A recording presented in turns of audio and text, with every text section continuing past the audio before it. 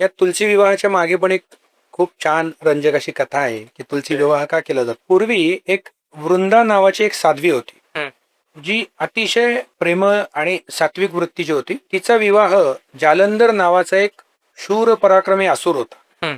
राक्षस पण शूर पराक्रमी होते. तर त्या जालंधर सोबत तिचा विवाह झाला आणि अतिशय पतिव्रता असल्यामुळे तिच्या पातिव्रत्यामुळे त्या जालंधरची जी ताकद होती ना, आपण म्हणतो ना चांगली स्त्री आयुष्यामध्ये आली की माणसाची ताकद हो, हो, ऑटोमॅटिक हो. वाढते, तसंच जालंधरचं पण त्या दैत्याचं झालं. त्याची ताकद बहुगुणांनी वाढली. हं. देवांनी विचार केला याची ताकद वाढली, हिच्या पातिव्रत्यामुळे हे सगळं होतं, तर देवांना त्याचा पराभव करणं अवघड झालं.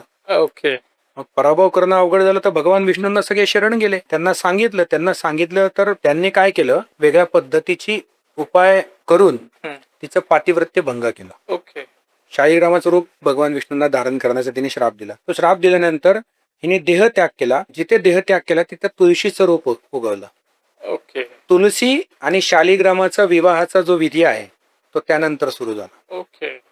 म्हणून आपण वृंदावन म्हणतो ना, ऐकतो ना वृंदावन. हो. वृंदावन म्हणजे काय? वृंदा म्हणजे तुळशी, ओके.